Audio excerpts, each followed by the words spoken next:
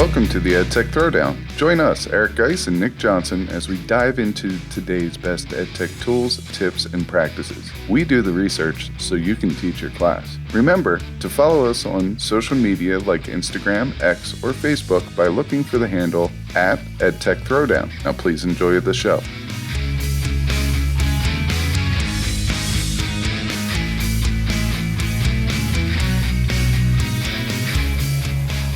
Welcome to the EdTech Throwdown. This is episode 178 called 25 EdTech Resources for 2025. In this episode, we'll talk about our EdTech Advent Calendar and its 25 awesome EdTech tools. This is another episode you don't want to miss. Check it out.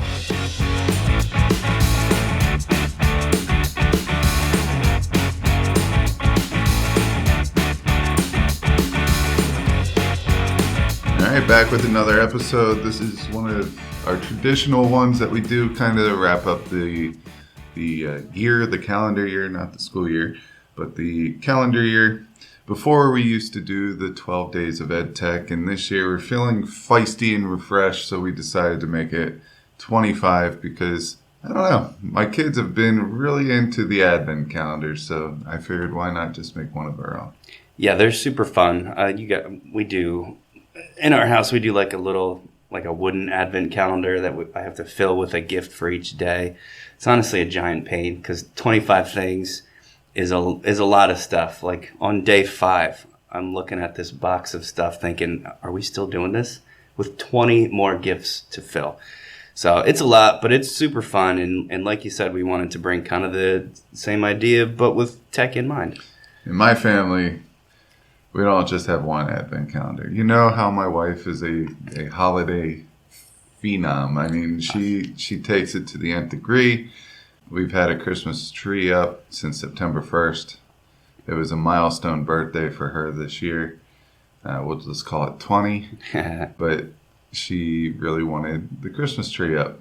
And that's what she wanted for her birthday. And I was like, okay, I will do that. When's her birthday? Isn't she September? Yeah. Okay. So I put it up in September. You know, Christmas lights go up November 1st, but they don't go on until after Thanksgiving because my favorite holiday is Thanksgiving.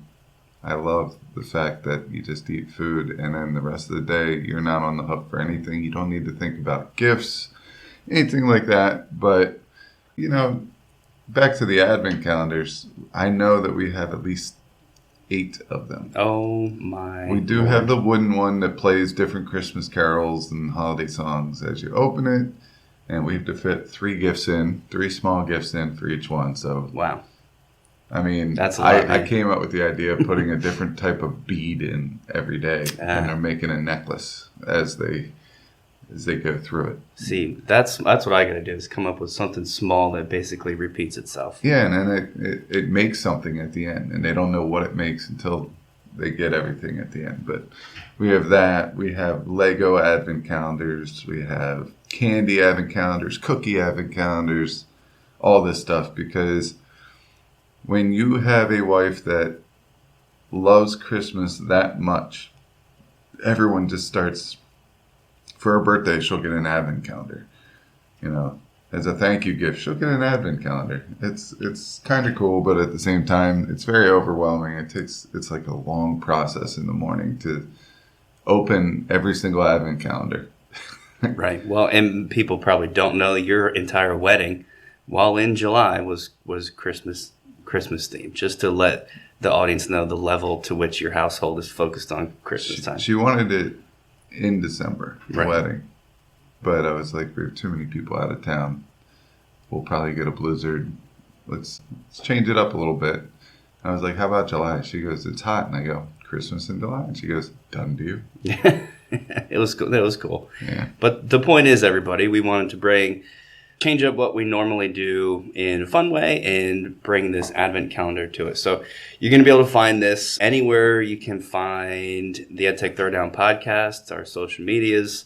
It's going to be there. I would just head to the website, edtechthrowdown.com, where you will find the actual advent calendar. Of course, it's not physical, but it is clickable. And each day of the month of December, you could click a different one of the little windows or boxes or doors or whatever you call them, or just go there one time and scan and find an EdTech tool. They're not holiday themed.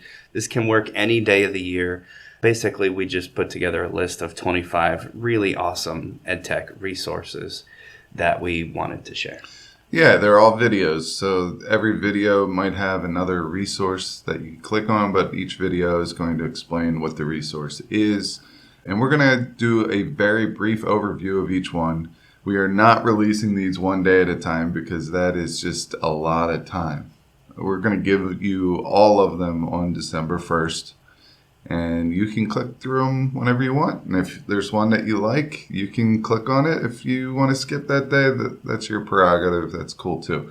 But I will tell you, some of these resources are really awesome. We really like them for what they are. And that's just try to spread awareness on something out there that might be able to help teachers in their jobs. So definitely check that out. We'll just give a brief overview of each one and what you can expect. And if you want to do us a favor, please go over to YouTube, type in EdTech Throwdown, and subscribe to our channel. We will have one of our playlists called EdTech Advent Calendar. And I will also put that into the show notes as soon as that's ready to go. And, we'll go from there. But we're approaching, I think, 1,000 subscribers, which is kind of awesome and kind of weird at the same time because, Nick and I have been putting out videos for a while now. And they're very short videos for the most part. It just introduces you to tools that sometimes we go over on the podcast. Sometimes they're just standalone videos that we're kind of excited about.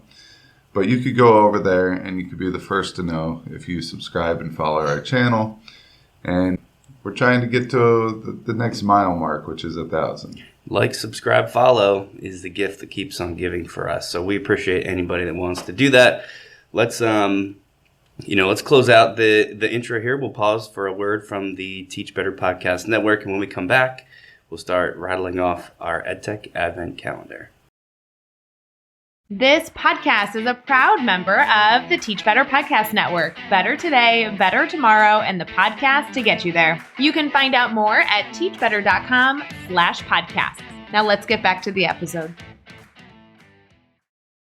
All right, so we are back, and we're going to get into it. We're going to try to do these fast because if there's 25 of them, that could be a very long episode, and I don't know how you want to do it. We can probably just bounce around. Maybe I'll start and do one of the ones that I put on the list, and then we'll just go, we'll round robin it. You good with that? Yeah, we just got to make sure that we hit them. Yeah, I'll keep track of them on this second page here as we go. So let me just get started. My first one I'll do as my first one because it's the one I'm most excited about. It's the newest tool to me.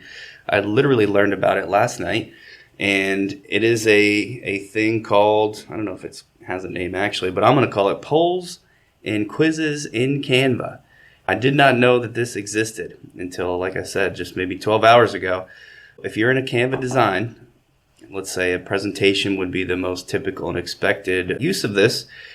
One of the elements that you can add to that design is actually a multiple choice quiz question or a poll.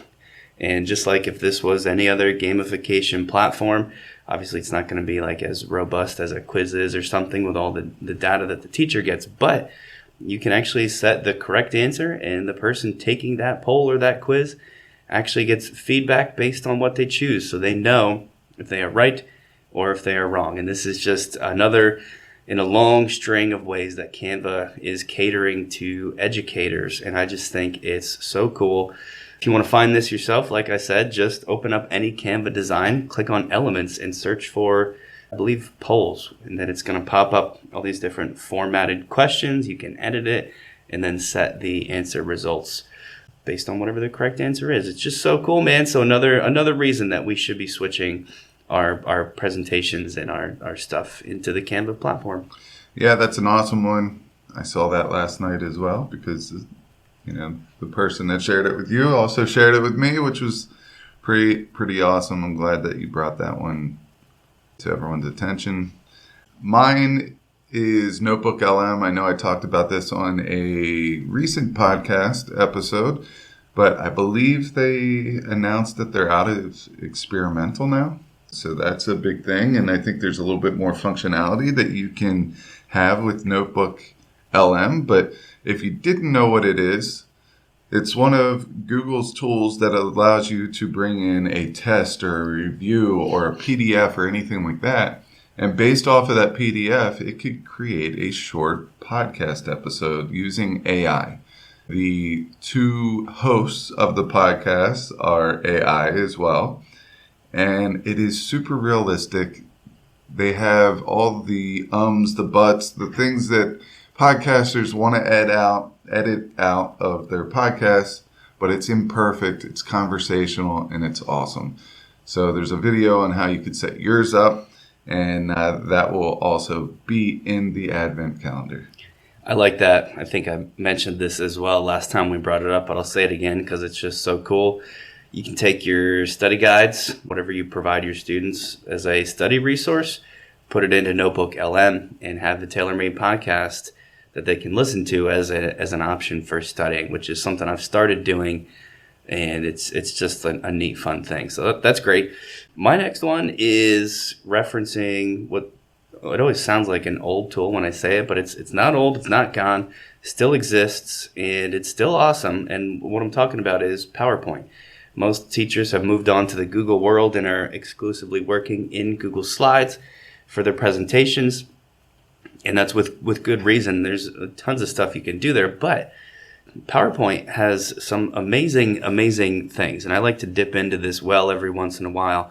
One of the things I recently uncovered from a cool Instagram account that you can check out if you are also interested in stuff like this. It's called Jacob PPT, which stands for Jacob PowerPoint.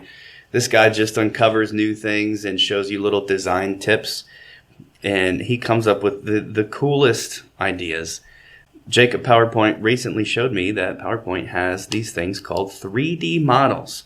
And you go to insert, like you would insert an image or a video or a GIF, whatever else. In PowerPoint, one of the things there under the insert button is 3D models. If you insert it, you can click and drag and rotate these objects in 3 dimensions.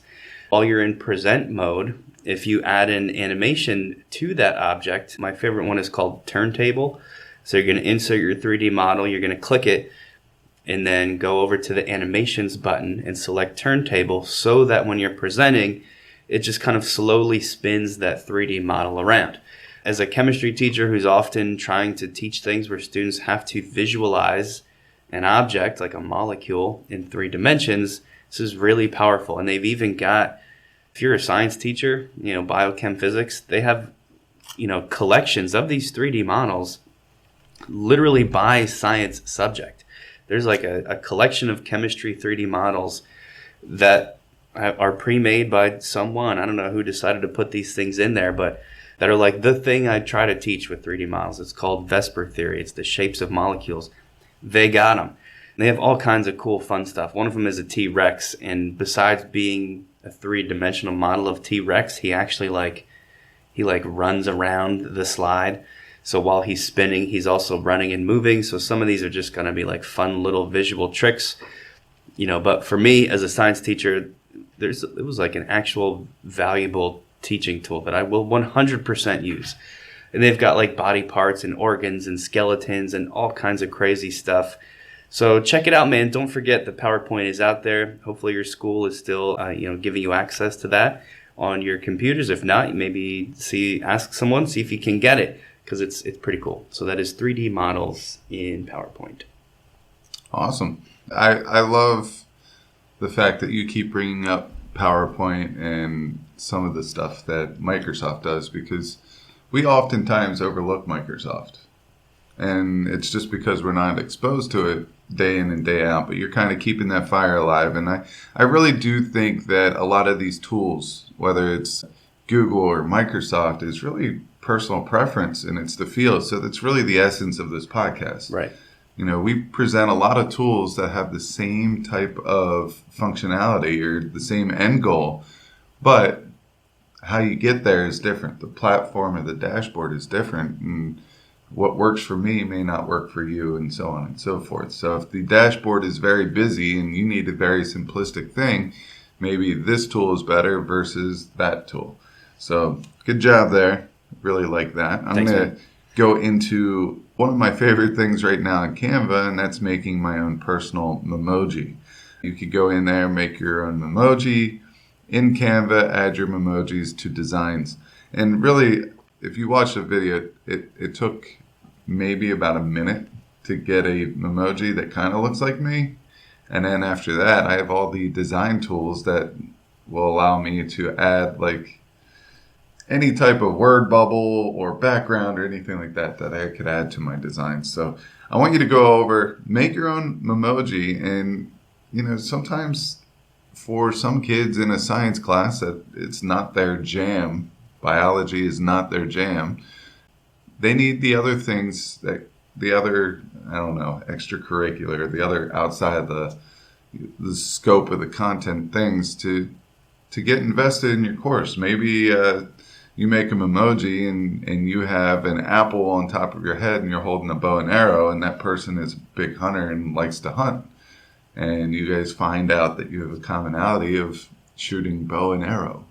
That is just a way that you could kind of allow your students to know a little bit more about you without really going into it, you know. And sometimes those connections are what get kids to buy in to what you're talking about all the time. So go over to Canva, make them emoji.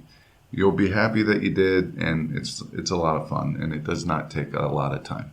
Yeah, that kind of stuff never gets old. Good to mention. Glad you can do it in Canva. This next one for me is another, I don't know, like a no-brainer, or if it's not for you, it has to be. I'm talking about a thing called Google Lens. Before you write this one off, thinking, yeah, I already know that with Google app on my phone, I can pull up a camera and search for things. You need to give it a second look, or at least you need to make sure that you're aware of all the stuff that can be done with Google Lens. And I'm going to start with not even talking about the phone, right? The phone is the obvious use, but what we've seen a lot of people don't know is you can actually search with that same thing, that Google Lens, but on your computer, just using the Chrome browser. And there's lots of ways you can access this. Depending whether your Chrome browser is updated or not, you might actually see a little Google Lens icon like right in the address bar. As I'm recording this now, I'm actually not seeing that. It was there yesterday, it's not there today, but that's okay because you can also always go to the little three dots in the upper right-hand corner of your Chrome browser and click on Search with Google Lens. And what that's going to do is literally anything on your computer screen, you can click and drag a box around it, almost like you were using the snipping tool, and capture an image of that thing, and then Google will search based on what is inside that box. This is going to allow you to do things like, let's say there's, I don't know, something like a picture of a plant or an object or an animal, you don't know what it is. You could search that, of course, and then Google is going to tell you what it thinks that is. If there's text within that box, you can translate that text.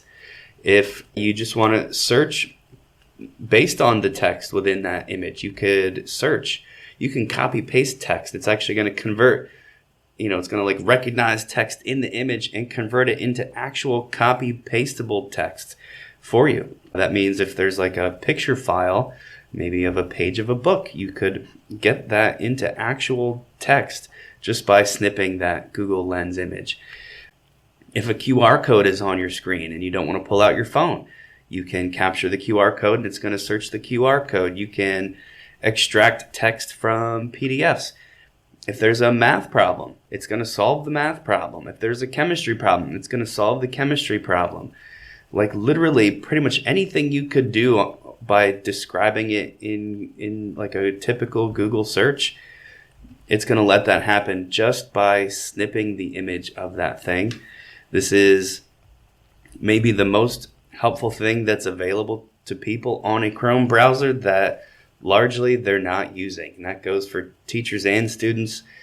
I think kids should know about this, just like with AI, teaching them to use it responsibly, right? Like as a tutor and a guide rather than a way to cheat. Of course, they can do that and they're going to, but it's just so easy and so helpful and saves you so much time for so many things that you might otherwise try to find like what's the best translator tool? Maybe you don't even need it. Maybe you just have to know that Google Lens exists in your Chrome browser. So check it out, everybody.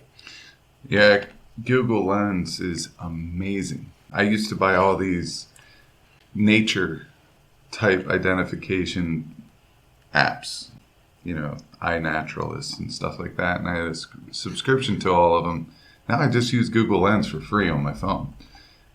Take a picture of a plant. It tells you what it is by the reverse lookup. And we're on, if I was trying to identify different mushrooms that are edible, I'd probably go to something a little bit more official and stuff like that. But when you're just walking through the woods and you want to tell what type of shelf fungus you're looking at, that's a great way of doing that. And I did that with my kids this summer. So that is another awesome one. Being a teacher, a tech coach, a media specialist, wearing all those different hats, there's a lot of times where I need to push out ways for people to follow directions in order to set up an account or in order to perform a specific test or collect data or whatever it may be.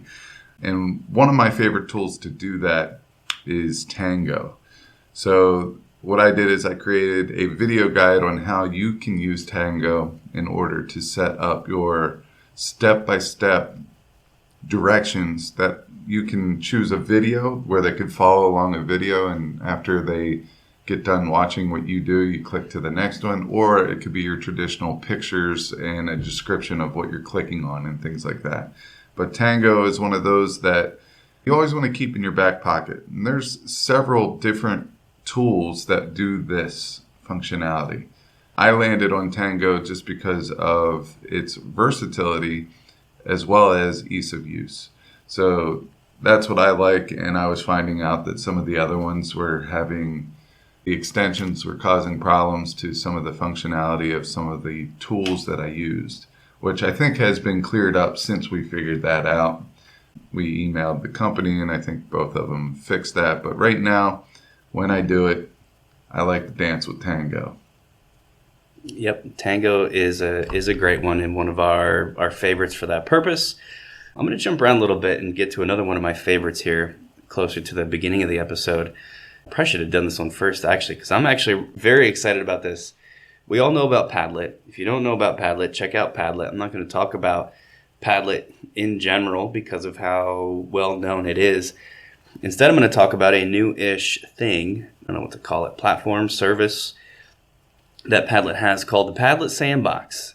Padlet Sandbox is being marketed right now as a replacer for Jamboard that sort of, I don't know if slides are the word. To me, they always look like slides, but let's call them boards that you push out, and students can collaborate within those boards, answer questions, put up sticky notes, ask questions, brainstorm, whatever. This was very popular with teachers for its simplicity and that collaborative nature. Is just a great way to get kids sharing ideas, basically. Well, Jamboard went away, so teachers are trying to find replacers for that. My favorite one has always been a thing called FigJam, which I still think is great, but man, Padlet Sandbox, this tool, I think, is going to be a big deal because it does a lot of what Jamboard did. It's going to do everything that FigJam does, but more and better than, I think, probably both of those tools. The best thing to do is to just check out our video on this. If you head to YouTube, you can find my review of Padlet Sandbox. Go to our website, open up the Advent calendar, and go to December 17th for the link to our Padlet Sandbox video, because it's going to show you some of this stuff. Just like Jamboard, it's got a series of slides. I think it calls them cards. And on each card, you can put things.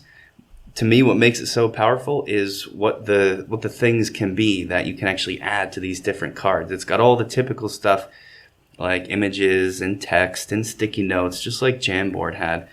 But what really separates it are things like video. Kids can actually click the insert video, and it's going to record using Padlet, using their webcam. It's going to record them saying things. You can insert audio in the same way. You can have them insert a screencast, so not their face, but their screen. Maybe they're writing something on the screen. You can insert YouTube videos, links to web pages. You can insert documents from your Google Drive. Just so many super cool and super useful things. It's like Padlet sat down with a bunch of teachers and said, what do you guys need students to be able to put on here? Or what do you want to be able to put on here for students to access? The teachers listed out all the stuff, and then Padlet made that available. It's just so common sense.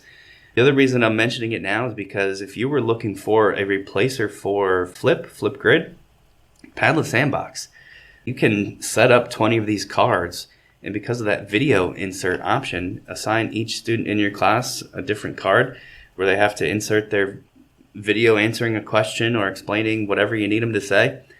That's what Flipgrid did, and now Padlet Sandbox can do that. So I think I have my newest answer for when teachers come to us saying, what should I use in place of Flipgrid? I'm sending them here. There is a fee for Padlet, but as of now, you can use some of those Sandbox features for free. I think you just have to clear it out each time you go to use it rather than saving them. It could have that a little bit wrong, but this is so new for us just within the past couple days. But there is definitely a way to use it for free. So Padlet Sandbox, I'm very jazzed on that. Yeah, I could tell your excitement. I was very shocked when you kind of said this and you went away from the other one. I know. I feel like it's great. FigJam's great too, and it's FigJam is free for teachers, but because of your excitement, I went and checked it out, and it is pretty awesome. And I know that we have a lot of listeners that have a subscription to Padlet, so I don't know if that intertwines with their subscription if they get that since they have Padlet, but definitely something to check out. And if you're just doing a one-off project and you can use Padlet that might have a little bit more versatility or functionality in the way that you like to see it, that might be a good spot to go to. So nice one there. My next one is my top 10 Canva apps, and this actually turned into more than 10 Canva apps, but I go through them and I kind of talk to you a little bit about some of the functions or how I use them in education. All of them are design specific like Canva is, but it makes things easier if you're into mail merging or making gift certificates or award certificates or student of the month, something like that. There are apps in there that will make that a lot easier for you. There are design apps in there. There are different ways you can embed YouTube videos. The list just keeps going on. And, it's a good resource to have, especially if you use Canva, because there are thousands of apps in Canva. But we've actually taken the time to, go through those apps and try to point out ones that are super specific to teaching and how it could help you in teaching. Yeah, so let us do some of the hard work for you there and just start with our list of Canva apps. My next one is one of my favorite websites that is probably the very first EdTech tool I ever used 15 years ago as a fresh-faced first-year teacher trying to figure out how to manage a classroom when I was barely just a couple years older than some of those kids. It's a website called onlinestopwatch.com, and I'm bringing it back, man, because it's one of those things that you kind of rediscover as needed, and you're like, hey, wow, that still is a thing. It's online-stopwatch.com. If you just Google online stopwatch, I know google.com has its own timers that you can just use straight in Google, which I actually prefer for the neat, clean visual there. But onlinestopwatch.com has a lot of cool stuff. It started obviously as that. If you need a quick timer, hey, everybody, you got 5 minutes to answer question 3, turn it in as a group, and then we're going to move on. This is a great way to do that, but so many other things, specifically like racing timers, different images of clocks, right? So you got a digital clock, you got a typical face clock where the hands spin around. Exam timers, they have holiday themed timers. They've expanded this to include different types of games. It almost reminds me of Flippity a little bit. There's chance games on here. If you need a random name picker, if you need groups generated, random number generators, sensory timers, which are super cool, counters, just all kinds of little fun stuff like that. And I'm only listing out some of these things. You can head to onlinestopwatch.com for some of these cool things. It's a good website to just have bookmarked, ready to roll for when you need it. My only knock is the ads. They have a lot of Google Chrome ads, but you can easily close those out. And I don't knock people for that because they're just trying to, make a little bit off their hard work there. So that's cool with me, at least from the teacher side. I love onlinestopwatch.com, and I thought it was worth sharing that with people. One of my favorites for the summer for my kids, we do daddy school. I think I brought this up before. Yeah. But they earn chances to get points. All right. So whether it's a spinner or what they really like is the claw machine one that they pull up points. Sometimes they get an experience like I make 100 chances in there, and the chances, whatever the prizes are, they go away after they pull them. One of the prizes was to go get Ritas. All right. Their other prize would be, go outside with me and hit a bucket of baseballs. So it's kind of like an experience, but then there's a challenge at the end of the bucket of baseballs where they get 20 balls, and for each ball they hit, they get, 5 points. And then they get those points and they can cash those points in for, little prizes and things like that. I have a little chest of little tchotchkes that they could go in and pull out a keychain or something like that. So my one son, he has like 50 keychains dangling from his backpack. So that's there. That's funny.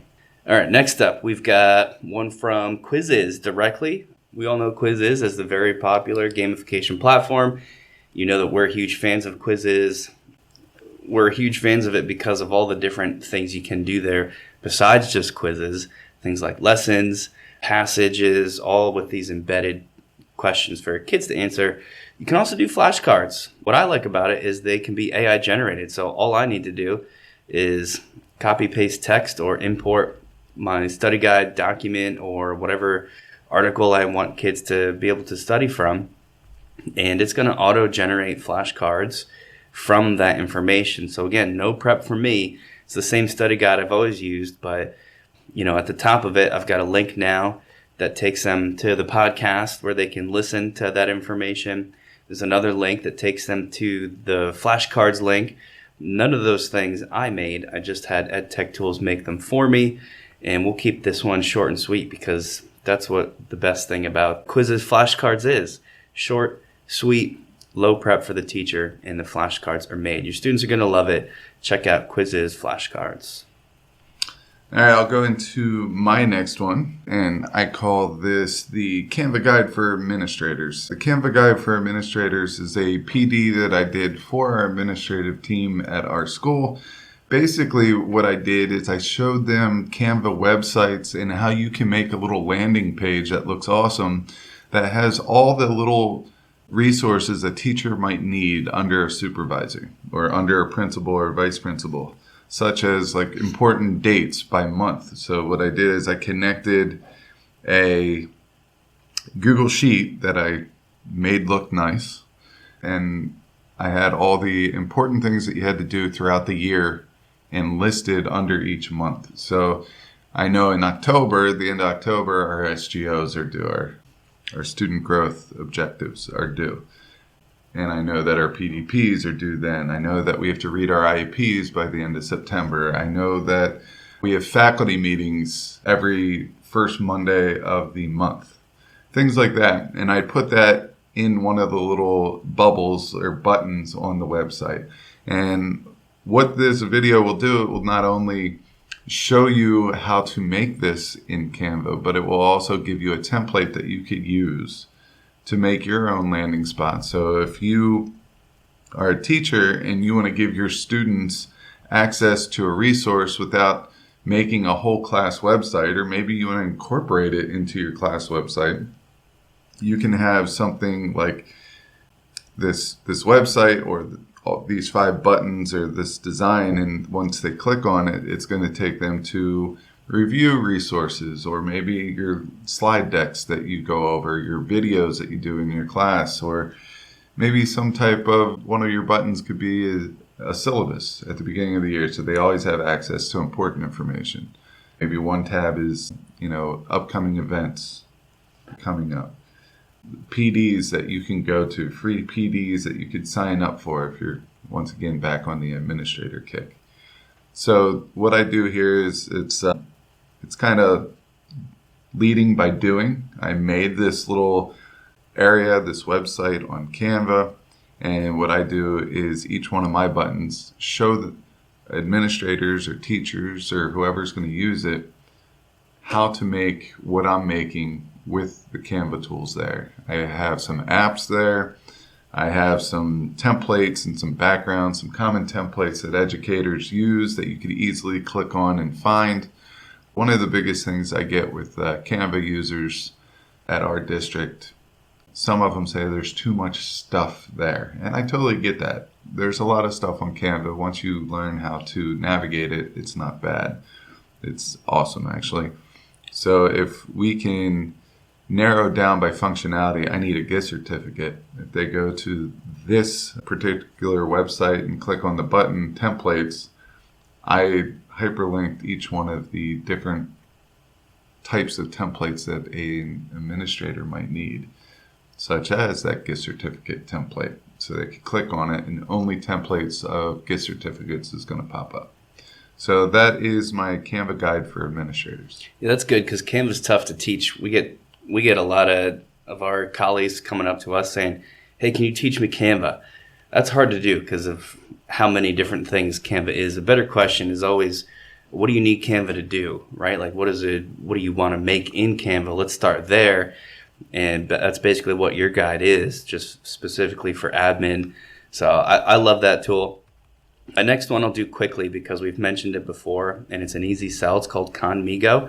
If you're a user of Magic School or Brisk or any of these AI generators that are starting to charge people for full use, don't worry about trying to get your school to pay for that because Conmigo is one of these pledged free for educator tools that has a lot of the same stuff. You can sign up for free, use all of their stuff for free. They have tons of things like those other tools, such as auto-generating a class newsletter, chunking text, clarifying directions, writing exit tickets, help me come up with a lesson hook, write lesson plans, generate questions. I mean, the list goes on. We've all seen this stuff before. I'll just give you my favorite two and then leave it at that. For me, as a high school teacher of juniors and seniors primarily, I do a lot of recommendation letters, and this helps me write unique recommendation letters with my own spin, and it's just such a huge time saver. So that's there for you, as well as a rubric generator. Rubrics can be so time consuming to make from scratch, but a lot of these websites have generators that can get you started without having to do all that heavy lifting yourself. So Conmigo, I think, is a must-have for teachers just because of the free aspect, and these tools work really, really, really, really well. So go check that one out, everybody. It's another great one. Love that. Let's go into one of my favorite ones that I like to use for fun. This is an AI tool that allows you to create a song in under 30 seconds as long as you write a good prompt. So my brother is a contractor, and yesterday, he's a very artsy guy. Being in contracting, you kind of have to have a vision, and you have to carry out that vision. And I feel like he was taking some jabs at me yesterday because I was visiting my dad and my brother, and he was poking a little fun with me. So I sat there, acted like I was paying attention to all the jabs that he was taking, and I made a song that kind of got back to him. And it was called Nathan the Contractor. And basically, I had it pick out all the ways that a contractor can mess up and incorporate his name in there. And then I just played it for everybody. We had a room full of people yesterday. I played it. I didn't tell them I was going to play it. I just played it, and I said, oh, this is my new ringtone. And everyone listened to it, and we all had a good laugh. But the AI tool that I'm talking about is Suno, S-U-N-O, and it allows you to have some musical fun. You could use this in the classroom just by typing in whatever content specific area. I use photosynthesis all the time, which is ironically the thing I hate teaching the most about science, but I like to try to find clever ways of doing it. And then what you do is you just write the prompt and it creates 2 versions of a song and you're off to the races. It's super easy. You could talk to the students about photosynthesis in a content-specific type way. It's a great way to hook your class, right? Get a silly, fun song to play at the beginning of a topic, or literally just for the levity of that moment. Could be powerful too. My next one, you've already talked about Canva apps, but I did one of these on specifically Google's Canva apps, just because I think a lot of people don't know that Google links up with Canva in some helpful ways. I know you'll probably get into this a little bit more, but you can straight up connect your Google Drive to Canva. So you can, if you have pictures or videos in your Google Drive, you don't have to really upload them. You can just directly pull them in from that. That's just one of them. But like I said, you'll detail that guy a little bit more. But there's other stuff too. Like Google has its own AI image generator that you can use in Canva. It's called Imagine. I was playing around with it. It's similar and just as good as the one that Canva already has built in, but I just think it's nifty that it's there. Maybe you're not getting what you need from Canvas. So if you know that this is there, it's a second option for you. One of the other Google apps is actually Google Maps, which is sort of a weird thing, but I thought that might be helpful for some teachers. If you need your students working on something in Canva where you want them to access a specific location around the world, you can actually pull in an interactive Google map directly into the Canva design. So that's the kind of stuff I'm talking about here. There's not that many of these. I think there's 5 in total, but they're worth checking out, man. And Google's Canva apps are pretty cool. So give those things a look as well. Nice. My next one I'm going to get into are 3 accessibility tools that I kind of go to and I look at. 2 are found probably within the Google atmosphere, just built into Google Docs and things like that. And the one that I want to share is Kami or Cami. I know we go back and forth with Kami or Cami, but they're making a lot of new features on their platform. So I want to highlight some of those. Some of them are free for you to use. I know that you and I have no clue whether it's Kami or Cami, and we always look to Steph Howe to pronounce it. And to be honest with you, I'm going to just say that she doesn't even know. She works for them. I'm not sure if she really knows. I'm just kidding, of course. I just like to poke fun there. I'm trying to get, we haven't had a beef with one another in a while, so I'm trying to get her to come out of her shell and get a little argumentative with me. Shots fired. How do you say it, Steph? Yeah, it's Kami. I think it's double. We'll double it up. But I will say this. I am challenging Steph to at some point come on and have some type of EdTech Throwdown. But I'm going to pit her against you maybe. I think it's about time we get her back on because it's been like 4 years. But it might be fun to see you 2 battle it out. And then, I'll take on the winner, which will probably be Nick. Because I don't know if she could handle what you're throwing down. So shots fired. You've been called out. Her problem is going to be she'll be locked in and pressured to maybe use more Cami tools, whereas I will be free to mention any tools, and I think that's the advantage. Well, I will stick up for her a little bit. She's a wizard, so she'll probably app smash. And for sure. You know what? Based on that comment you just said, I don't know if I have as much confidence in you. All right, so I'm going to do 3 accessibility tools there. I haven't done this one yet, but I know that was one that was on my mind that I wanted to take care of. All right, we'll leave that one as a little Easter egg for people to go check out the actual Advent calendar to see what tools you decide to feature. My next one is 3 Wheel of Names resources. Wheel of Names, of course, is like a random name picker, essentially, but the digital version where there's a wheel that spins. I featured 3 ways you can do this. One is during a quizzes lesson, has a built-in name picker. So at any point in the lesson at the bottom screen, you just click this little spinner and it pops up the names of everybody who has entered your lesson with your join code, and it spins and chooses one at random. That's great if you're using quizzes lessons anyway, just to know it's there. If you're not using that, that's okay too. You're going to head to Flippity and choose their random name generator. It's got a wheel spinner that's super cool. I think they call it Random Name Picker. Just copy paste in a list of your students. You can do this in advance. Bookmark it so it's always there ready to go for you. And then, of course, we jump back into Canva again because Canva also has several random name generator with a wheel spinner. It's going to require you click on that apps button and search for name spinners, and you'll see there's a couple different apps that will do this, but in your Canva presentation now there's a wheel with names that you enter that literally spins and chooses one at random over and over and over again. So again, this is something you could make and set up at any point, and then that presentation is just bookmarked and ready to go when you need to choose a random name out of a hat from the students in your class. So those are my 3 favorites and the ones that I featured in this video.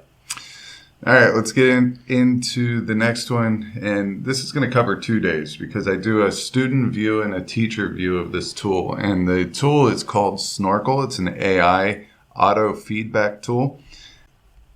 What is the EdTech tool that you used to use over COVID that had the ability to see all students' work at the same time? It was like a whiteboard. Yeah, boy, Is it Classroom Whiteboard? Whiteboard.io or something. Yeah, like whiteboard.io. But anyway, it's basically a whiteboard, and the teacher is going to create this whiteboard. So let's just picture a word problem. Johnny has 5 apples. He gives 3 to Sarah. How many apples does he have left? Okay. That would be set up on the teacher slide. So the teacher makes that. And you could use AI to make the slide, or the problem and the slide.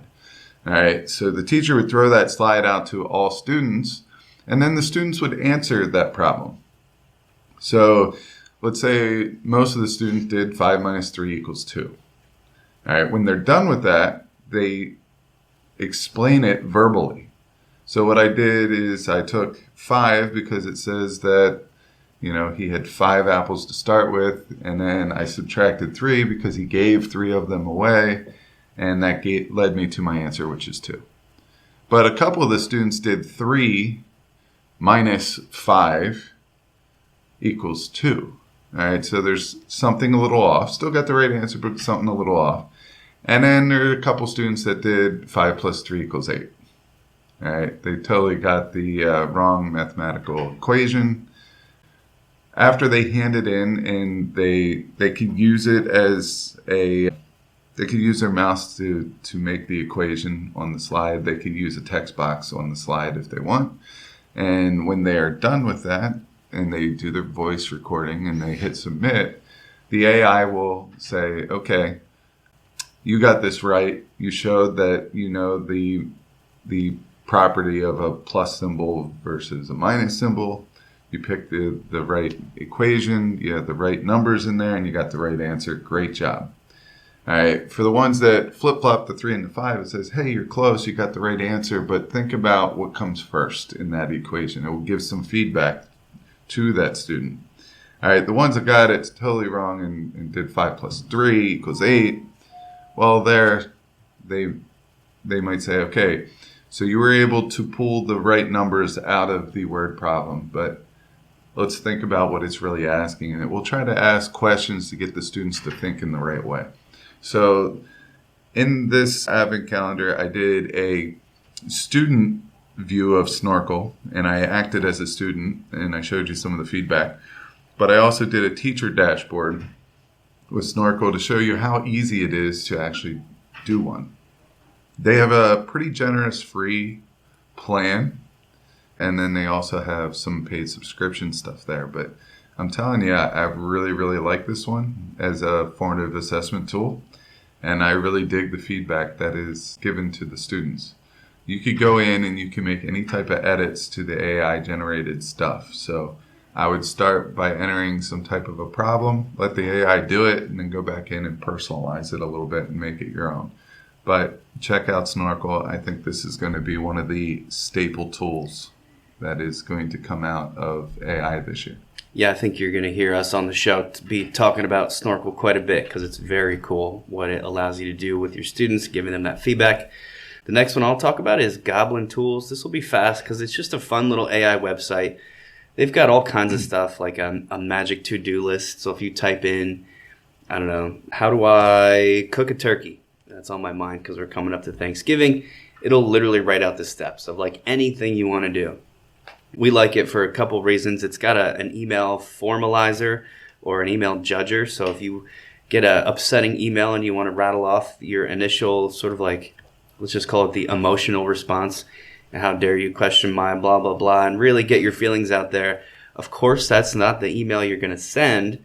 You can type that into Goblin Tools and it will formalize it for you, expressing a lot of the same stuff, but in a professional way. You can even set the tone to all kinds of different like levels of, they call it spiciness or just like how you want it to sound. Another fun thing here is called the Chef, where you can go and type in the ingredients you have in your fridge or your pantry and it tells you what you can cook. So like you don't have to worry about what you're having for dinner tonight, even if it's as simple as, grilled cheese. It's going to let you know, hey man, you can make some grilled cheese, so you don't have to think about it. But that's the kind of stuff you can find on Goblin Tools. Just silly, fun little things, even maybe just for your own personal life that you're going to enjoy taking a look at. Love it. Absolutely love it. The next couple are actually going to be very, very quick, and I'm going to do a couple together again. The first one is called the AI Prompt Library for Education. This is just me showcasing a tool that is out there already. Someone has already created this. All right, so it's going to go through different prompts you may have for education. Please help create this. And it will give you the proper formatting, things like that. So that's one that you can kind of go through and scroll through. The other one is there is an AI for that. So oftentimes we get lost in trying to find the functionality that we want in a lot of different tools there. This is something we use just to start at. So if I need something that's going to help me manipulate photos so it is edited without me having to be the editor, the AI will take care of it. It will give me, different aspects of that photo. Well, guess what? There's an AI for that. And what's cool about this way of organizing all the AI is you can organize it by what's free, what's freemium, and what's paid. So check out those two. All right, next up, we've got connecting your Google Drive with Canva. I already mentioned this a little bit when I talked about the, specifically Google created Canva apps. You can do this several different ways, and that's why it deserves its own video on our Advent calendar. There is a Google Drive Canva app. You can also, though, from your Canva homepage, if you click on Projects, there's a little Add New button. And that Add New button allows you to import from app, is what it's called, and one of those is Google Drive. This is worth knowing because if you have Google slide decks or PowerPoints and you use this Add New button, as long as it's in your Google Drive, Canva will automatically turn those slides into Canva presentations, and they are solid. There's very little loss in formatting. Everything looks pretty much exactly like it looked in the original version, and this is probably the number one thing that I show people who are switching to Canva, because of course they want to not recreate all the stuff they have in the past. So that's super cool.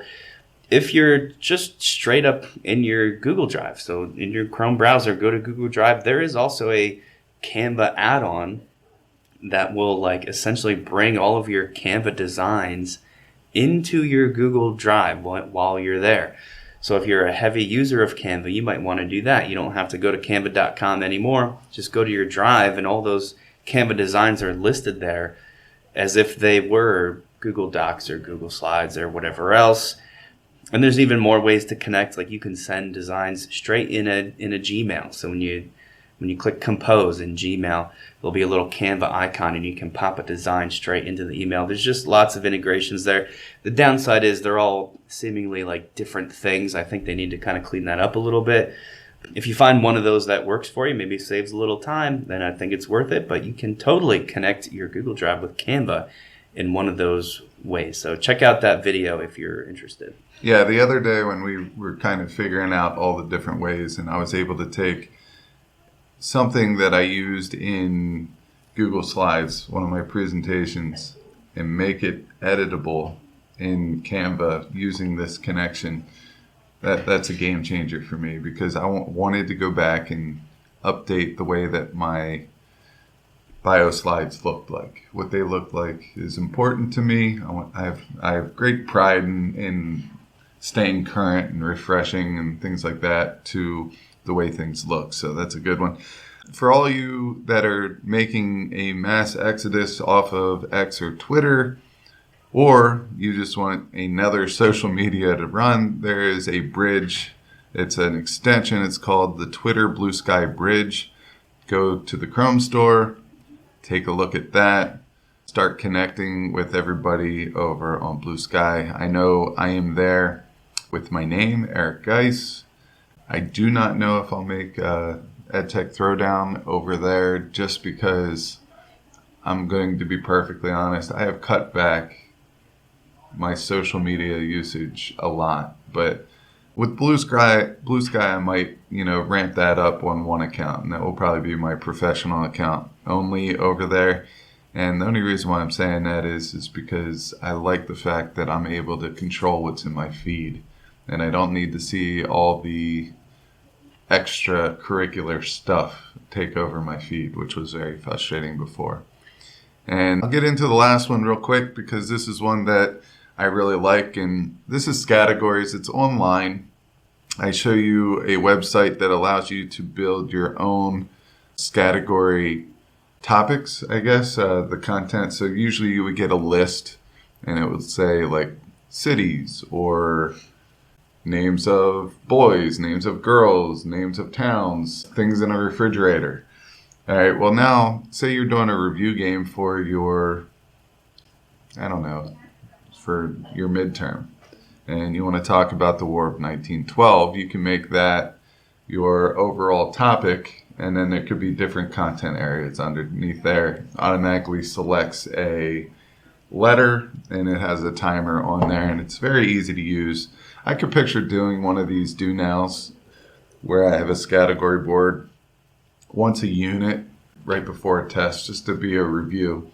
And as you go over them, and you go over the words that students picked for whatever the topic might be, that's how you run your review. I think that would be a cool way of doing it.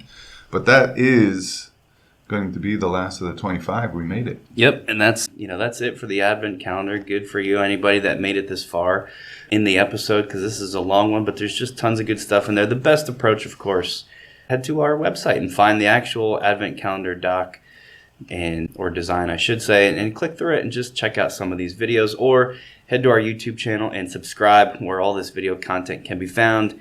And as you pointed out at the beginning, we're constantly making new stuff. And if you would give us a subscribe, that would be really excellent. That's going to close it out for this episode, everybody. Thank you for listening.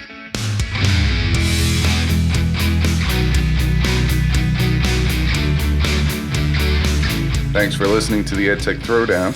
Do us a couple of favors. Subscribe to our podcast on any major podcast catcher, such as Apple, Spotify, Amazon Podcasts, and Stitcher. Go over to YouTube, search the EdTech Throwdown, subscribe to the channel. You can connect with us on Twitter, Facebook, and Instagram. The show's handle is EdTech Throwdown. You can connect with Guise at GuiseGotTech, Nick at NickGotTech. You can write us an Apple Podcast review. You can tell your friends about www.edtechthrowdown.com. And lastly, go over and check out our friends over at the Teach Better Podcast Network, a network that we are so proudly involved with. Until next time, remember, go try some EdTech, because we will do the research so you can teach your class.